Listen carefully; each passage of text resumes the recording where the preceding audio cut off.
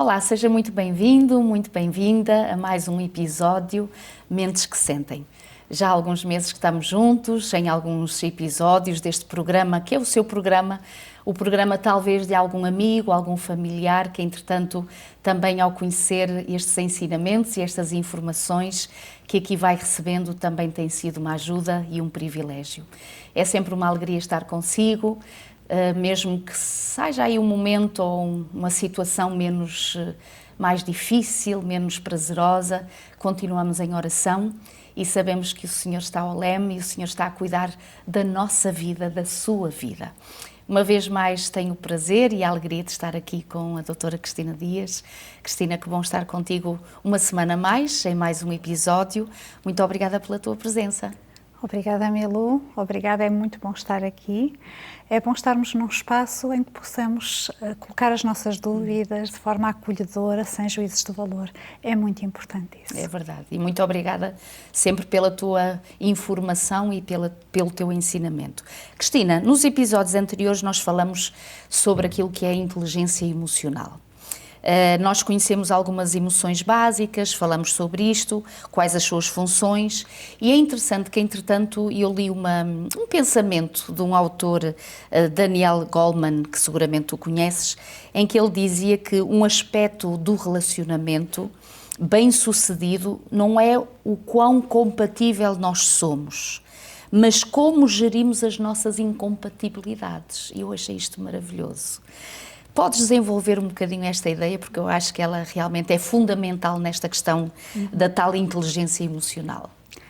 Essa citação que tu trouxeste, esse pensamento, é dito por aquele que é considerado um dos autores-chave no âmbito da inteligência emocional. E, efetivamente, isto acaba por nos trazer aqui uma mudança um bocadinho de paradigma. Quando nós falamos de relações humanas, não importa se estamos a falar de uma relação de um casal, de pais com filhos ou de outras genes a nível familiar, é muito interessante perceber que a maior parte das vezes nós dizemos não somos compatíveis. Ou estamos à espera que haja uma mudança do lado de lá. E, na realidade, aquilo para o qual ele chama a nossa atenção é que não é a compatibilidade que garante o sucesso, mas sim a forma como nós vamos gerindo as nossas diferenças. Então, há alguns pressupostos básicos que devemos ter em atenção quando nós abordamos esta frase e o sentido que ela pretende atribuir às coisas. Primeiro, é natural haverem diferenças. Essas diferenças podem ou não resultar em incompatibilidades. Depende do quê? Da forma como nós as administramos. Então a palavra-chave aqui tem a ver com gerir. Só que a maior parte das vezes nos relacionamentos nós evitamos. E à medida que nós vamos desenvolvendo, lembra-te que esta frase foi dita no âmbito do contexto da inteligência emocional, à medida que nós vamos aprendendo a desenvolver esta característica da inteligência emocional, nós vamos adquirir resiliência perante os desafios e vamos adquirir um aspecto que é extremamente importante, que é a flexibilidade. Nós achamos a maior parte das vezes que somos flexíveis, mas a evidência vem-nos demonstrar um bocadinho o contrário. Às vezes dizemos, eu sou assim e assim continuarei a ser. Estou à espera que o outro é que mude, quando na realidade isso está-me a dizer que o paradigma muda para o desenvolvimento de competências pessoais. E aqui eu gostava de dar um exemplo prático, eu gosto de exemplos. Imagina que nós as duas vamos num carro, não importa quem vai a conduzir, e fura um pneu. E a determinada altura eu pergunto, Milu, tu sabes trocar um pneu furado? E tu respondes-me, sim, sei. Eu, ótimo, pelo menos sabes mais do que eu, vamos supor. Mas já fizeste isto muitas vezes? E tu dizes-me, eu nunca fiz, Cristina, mas eu já vi vários tutoriais no YouTube sobre como fazer.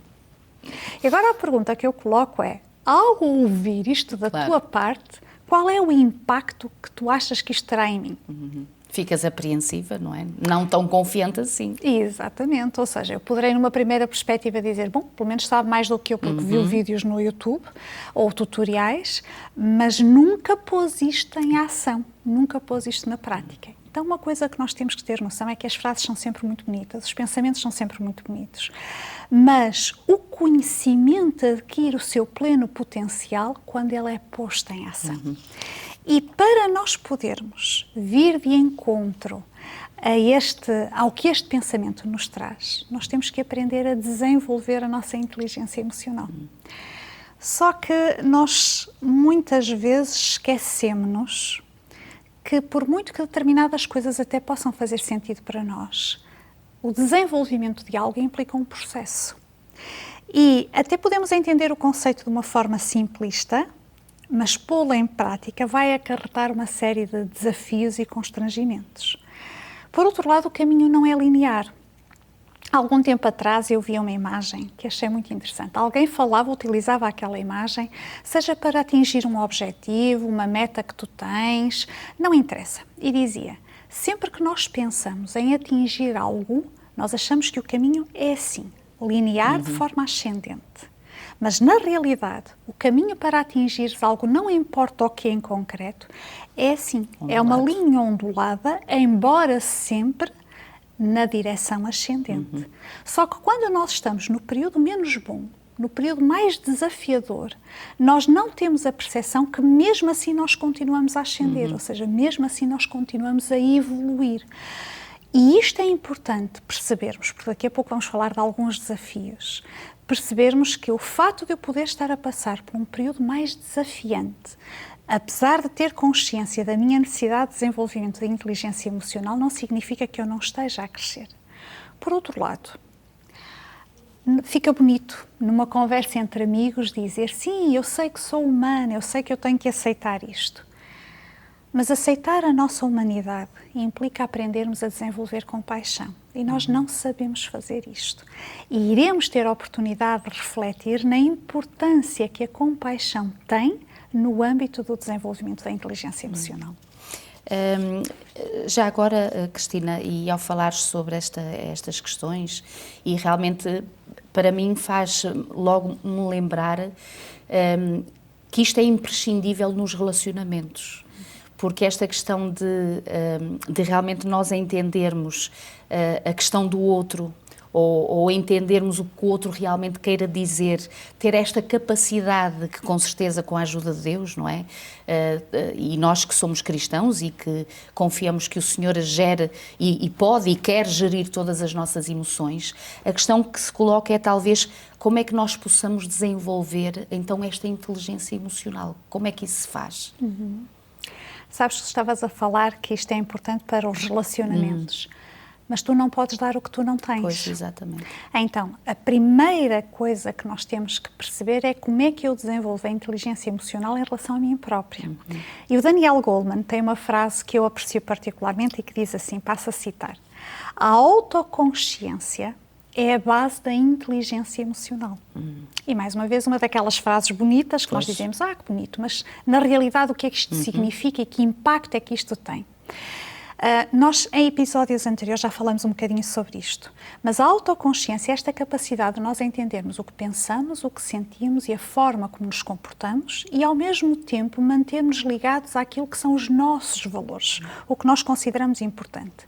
À medida que nós vamos desenvolvendo esta autoconsciência sobre como eu penso, como eu sinto, como eu ajo, e se isso está enquadrado ou em conformidade com aquilo que eu considero importante, nós vamos desenvolvendo um mecanismo que é um mecanismo de regulação emocional. Nós já falávamos disso também em episódios anteriores, que basicamente é a capacidade, de uma forma muito simplista, é a capacidade de aprender a gerir as minhas emoções de uma forma mais equilibrada.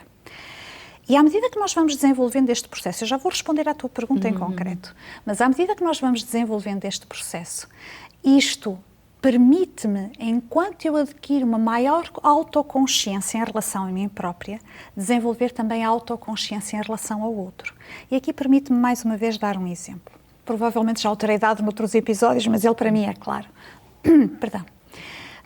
E é um exemplo real.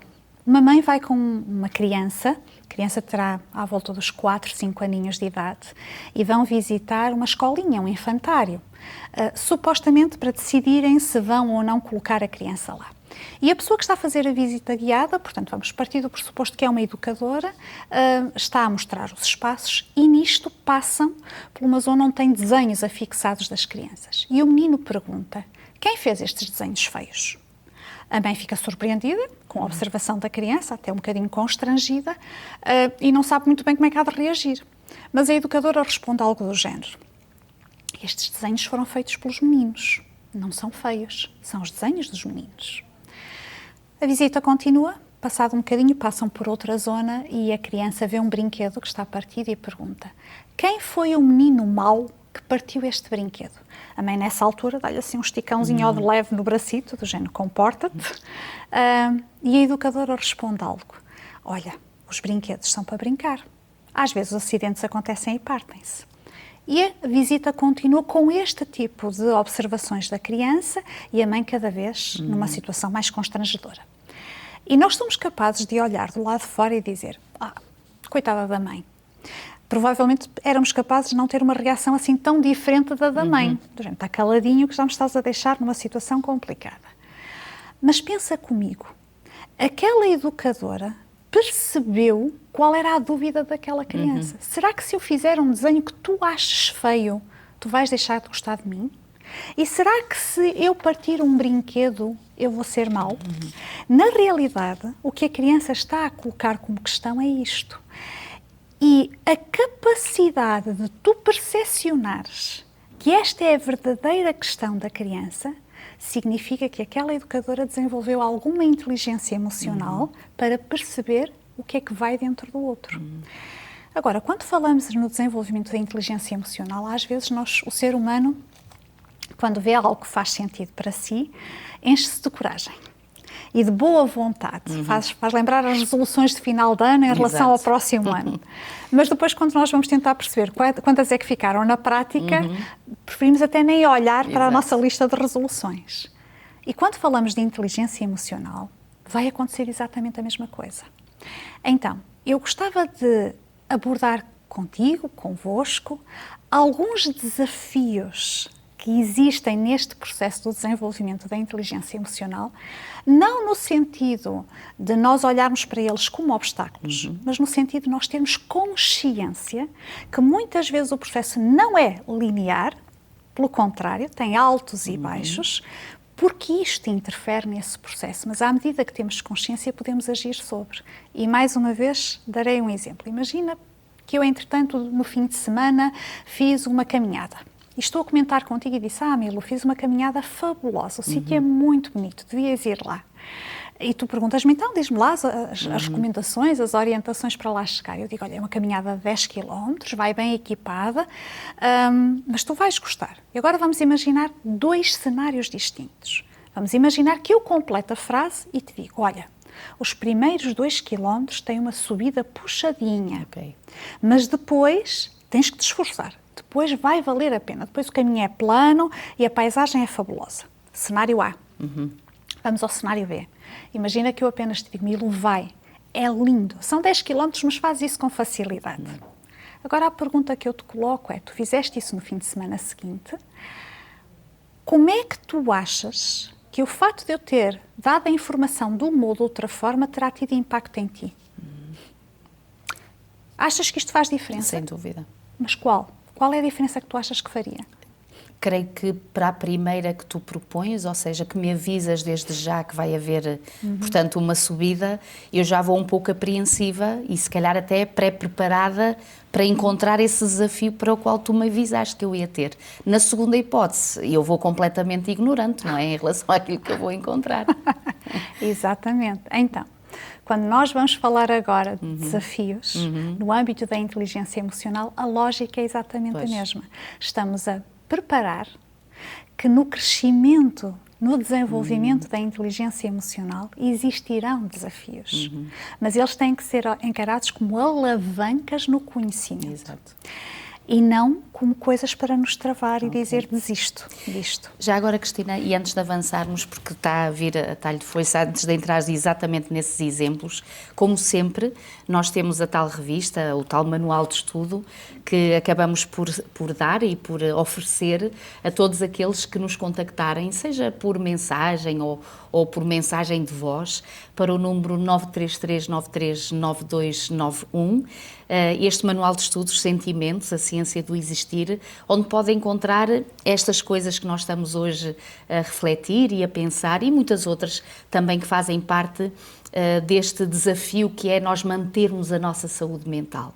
Então, se quiser, se desejar, para si ou para algum amigo que queira oferecer, o 933-939291 é o contacto para o qual pode enviar a sua mensagem e o seu pedido, que receberá gratuitamente na sua casa.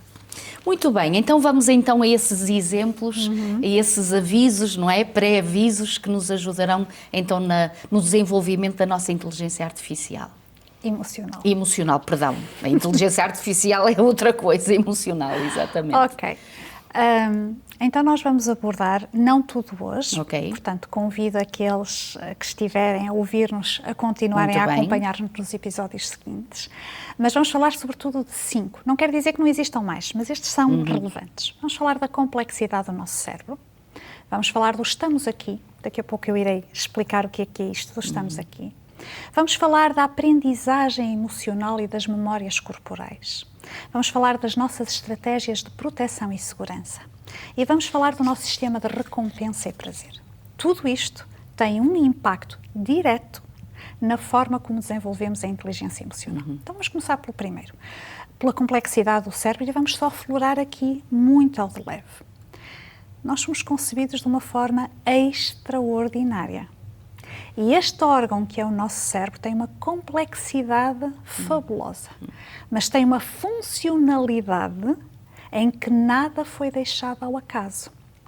E António Damasio, já tivemos a oportunidade de falar dele em episódios anteriores, médico, ele conseguiu, através de experiências e de investigações que foi desenvolvendo, demonstrar que existe uma base orgânica para as nossas emoções e para os nossos sentimentos. E aqui abro um parênteses para relembrar algo. Emoções é a expressão fisiológica daquilo que sentimos, dá para ver. Os sentimentos é a tradução do estado emocional. Portanto, ele até utiliza uma frase interessante, ele diz: a emoção dá para ver, o sentimento dá para esconder. Ou seja, tu podes estar a sorrir e estás a fazer uma expressão fisiológica que eu interpreto, mas tu poderás estar profundamente triste por dentro. E isso é o sentimento. E agora, pegando novamente num exemplo, se nós percebemos que todas as emoções têm uma função e que o nosso cérebro não foi concebido ao acaso, vai-nos ser mais simples gerirmos o impacto que isso tem em nós. Imagina que tu partes uma perna, vamos supor. Estás naquele processo de recuperação que é chato, que pode ser moroso, que é doloroso até. Mas se tu compreendes que a dor tem como função proteger-te, porque se tu não sentisses dor, irias continuar a utilizar a perna, por exemplo, então tu tens, apesar do desgaste e do desconforto, tu tens outra capacidade de gerir o impacto que a dor tem em ti. Algum tempo atrás, falava com uma amiga que perdeu recentemente o pai. E a amiga dizia-me assim: este meu coraçãozinho não sabe o que há de sentir. Estou triste e contente ao mesmo tempo. E eu percebo triste pela ausência de alguém que te é querido, contente, pronto, porque provavelmente a pessoa já estará numa situação, ou deixa de estar numa situação que estaria mais limitada. Mas a verdade é que a pergunta que se coloca é: então conseguimos estar tristes e contentes, tristes e alegres ao mesmo tempo? Parece que sim. Isto só demonstra a complexidade do nosso cérebro. E a complexidade que nos diz que as emoções e os sentimentos despoletam em nós ações, mecanismos de ação que direcionam a nossa atenção, raciocínio e pensamento. E porquê é que eu estou a trazer isto ao de cima? Porque não é incomum eu ouvir pessoas que me dizem assim: olha, quando eu penso nesta questão das emoções e do autocontrole e do autoconhecimento, às vezes eu sinto-me num barco à deriva, num rio de águas turbulentas, parece que eu não controlo rigorosamente nada. E aquilo que eu quero dizer é: isto não é uma questão de força de vontade e não é uma questão de tenho mais ou menos capacidade. Se eu percebo, se eu acolho que estou a lidar com uma estrutura altamente complexa, que consegue sentir alegria e tristeza ao mesmo tempo, ao acolher essa realidade, eu terei maior capacidade de lidar com ela do que estar aqui a querer dizer: olha, não deverias estar contente ou não deverias estar triste, deveria estar só uma das coisas.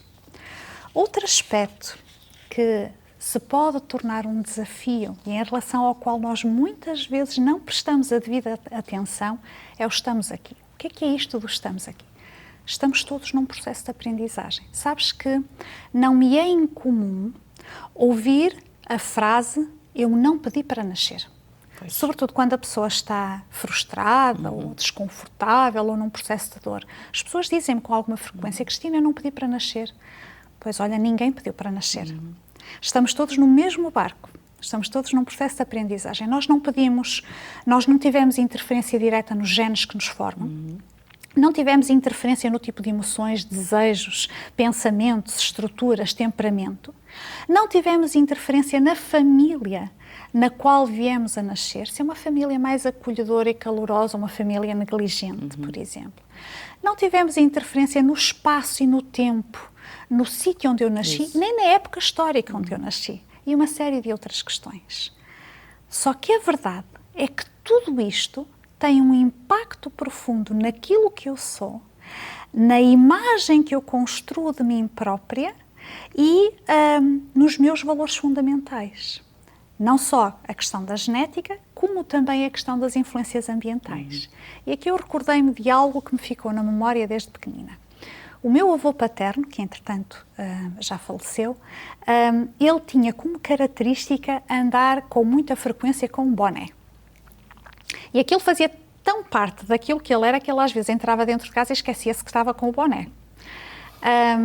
Mas eu recordo-me, miúda, que quando, não importa se ele estivesse num espaço exterior ou dentro de casa, quando entrava uma senhora na sala, ele tirava o boné para cumprimentar. E eu percebo que era uma questão cultural, uma forma de demonstrar respeito. Eu hoje não estou à espera de, se uma senhora entrar na sala, que eu tire um boné. Claro. Okay? Então isto mostra o impacto que esta estrutura, que este ensinamento teve nele. E nós até podemos sorrir perante isto. Mas como é que nós lidamos, por exemplo, com algo que o meu avô e a geração dos homens, os homens da geração dele, do meu pai e até ainda dos nossos filhos, lidam com a máxima de homem não chora. Homem que é macho não chora, sofre em silêncio e lida com as coisas. Isto também é uma influência cultural.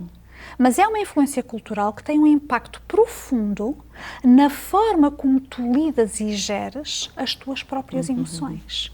Então nós temos que estar atentos, de alguma forma, à maneira como as coisas impactam em nós. Por outro lado, ainda neste contexto e de uma forma relativamente rápida, deixa-me dar 3 cenários possíveis. Imagina que eu agora começo a bocejar, com muita vontade. Não é incomum que daqui a algum tempo tu também estejas a bocejar. Primeiro cenário. Segundo cenário, imagina que nós as duas estamos num restaurante e estamos a almoçar e ao nosso lado está uma família que tem um bebê. E alguma coisa faz com que esse bebê ache engraçada a qualquer coisa e desata a rir-se. Mas aquele riso muito espontâneo que as crianças têm. Quando damos por ela, nós estamos ou a rir ou a sorrir. Aliás, bastou fazer a menção e tu riste. Exato. Tu falaste na palavra contagiante e começaste a rir. Terceiro cenário possível. Imagina que tu estás a pegar numa panela com água quente e a tirar do fogão e sem querer queimas-te. E eu estou a ver-te. Às tantas eu faço algo do género. Não foi comigo. Sim. Mas quase como se eu tivesse sentido exatamente a mesma coisa. Estes 3 cenários que eu te coloquei, eles são possíveis graças à existência dos chamados neurónios espelho. São um tipo especial de neurónios que todos nós temos, que são ativados quando uma pessoa executa uma ação ou quando vê outra pessoa a executar a ação. Portanto, imagina, eu estou a apertar o botão da camisa, os neurónios espelhos foram ativados. Eu não estou a apertar o botão da camisa, mas tu estás a apertar o botão da camisa e eu estou-te a ver. Os neurónios espelho foram ativados. E esta foi uma descoberta feita na década de 1990 por investigadores italianos que começaram a perceber, faziam estudos com macacos, e começaram a perceber que certas zonas cerebrais e certas células no cérebro dos macacos disparavam, quer eles fizessem a ação, quer eles vissem, por exemplo, um humano a fazer essa ação. Então a pergunta que se coloca é, mas afinal, porquê é que estamos a falar dos neurónios espelho? O que é que isto tem a ver com a inteligência emocional? O que é que isto tem a ver com o estamos aqui? E qual é a importância deles? A investigação tem vindo a demonstrar que os neurónios espelho são fundamentais no processo de aprendizagem. Nós aprendemos novas habilidades por observação. Seja a observação por imitação, a aprendizagem por imitação. Tu estás a comer a sopa com uma colher e dizes-me, Cristina, faz como eu estou a imitar-te. Seja a aprendizagem por contágio. Tu abriste a boca e eu tive uma ação involuntária de imitação do teu comportamento, de aprendizagem do teu comportamento. Os neurónios espelho são também fundamentais no desenvolvimento da empatia. Imagina, por incrível que pareça. No desenvolvimento da linguagem, por nós percebermos a associação entre conceitos e significados. E também por desenvolvermos a compreensão das intenções, ajudam-nos a perceber a intenção do outro. E quero só terminar, porque nós no próximo episódio iremos abordar isto com mais calma, quero só terminar dando este alerta. As crianças são altamente sensíveis ao seu ambiente, o que significa que elas retêm todos os estímulos, sejam eles visuais, auditivos, sejam expressões emocionais. E se nós vemos que temos neurónios espelho e a função deles é levar-nos à imitação, fica registado na componente neurológica da criança este processo de aprendizagem. E se tu és exposto a um modelo saudável de imitação, tu vais reproduzir esse modelo. Mas se tu não és exposto a um modelo saudável de imitação, de processo de aprendizagem, isto pode levar-te a desenvolver problemas como atrasos no desenvolvimento ou problemas de aprendizagem no âmbito das competências básicas ou no âmbito das nossas habilidades sociais. Então, o estarmos aqui é muito mais profundo em termos de impacto em nós e tem muito mais interferência na questão do nosso desenvolvimento da inteligência emocional do que aquilo que atribuímos numa primeira instância. Cristina, obrigada mais uma vez. Com certeza que há muito, muito mais para aprender e por isso nós marcamos encontro já no próximo episódio, onde vamos dar continuidade a esta questão da inteligência emocional e só pensar que realmente como o nosso cérebro é tão complexo, mas tão maravilhosamente criado por aquele que sabe tudo da nossa vida, que conhece tudo sobre a nossa vida, que conhece as nossas emoções, mesmo antes delas aparecerem, inclusive. Então nós estamos aqui para além destas informações e deste ensinamento que a doutora Cristina nos traz, também para lhe dizer que está bem, porque está entregue a Deus. Que o Senhor o abençoe, a abençoe e até ao próximo episódio, se Deus quiser.